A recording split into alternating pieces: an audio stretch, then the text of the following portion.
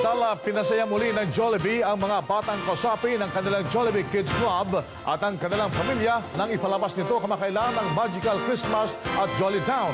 Ang musical extravaganza na ito na tumatalakay sa kahalagahan ng pamilya, pagkakaibigan at pagbabahagi ay kinatampukan ni Noni Buencamino, Menchu Lauchenko, mga batang performers mula sa iba't ibang cheer companies at mga Jollibee mascots. Ito ay sa ilalim ng direksyon ni Odi Hemora. Ang Magical Christmas at Jolly Town ay isa lang sa mga handog ng Jollibee sa mga kiddie club members.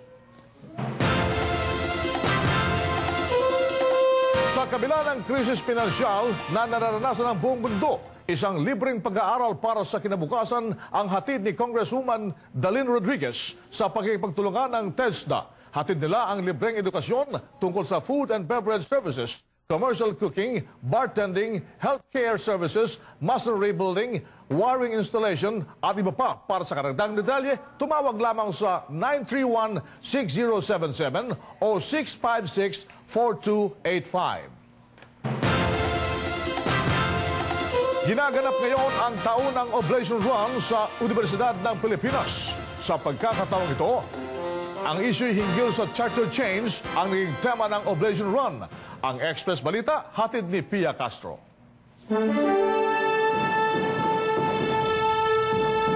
No to charter change. Yan ang tema ngayon ng taunang Oblation Run ng Alpha Phi Omega Fraternity sa Universidad ng Pilipinas.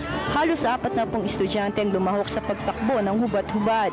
Maringin nilang kinukundina ang pagsusulong ng tsa-tsa dahil di umano ito napapanahon, lalo na nga't nalalapit na ang eleksyon. That's the sentiment of more than 90% of the Filipinos. We are just embodying what the Filipinos want. So actually, that's what the students of UP want also. Pero higit sa isyong kanilang ikinakampanya, mas inaabangan ng manonood ang makitang hubad na katawan ng mga kalahok sa Oblation Run. Kaya naman umaga pa lamang punong-puno na ang Palma Hall ng mga manonood, mapabata man ito o matanda, Pilipino o dayuhan. Yes! Oh my God! Oh my God! This is Stampede! This is Super Stampede! Wow! Sandwich na ako doon! But this is UP! Enjoy, kaya lang, di masyadong pakita eh. Dahil sa kakaibang tradisyon na ito, ngayon pa lamang tinitiyak na ng mga nanood ng Oblation Run na muli silang babalik dito sa susunod na taon para muling sulyapan ang simbolo ng Universidad ng Pilipinas. Ayan, sana mas mahaba pa yung time at saka sana tumakbo sila. Mas mahaba rin yung At saka sana mas